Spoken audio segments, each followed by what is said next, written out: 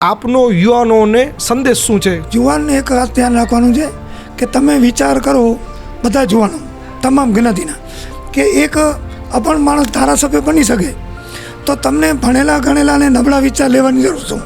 ઘણે સુસાઇડ કરે, ઘણા હારી જાય, જીગર હારીને હવે શું કરવું, આમ ફરતા હોય તો આમ બેકારી મૂડ આઉટ કરીને. એટલે કોઈ પણ જ્યાં ખોયું અહીંયા મળે, એટલે એનાથી મુકાબલો કરો. તમે એના સામે આપણે લડાઈ કરો.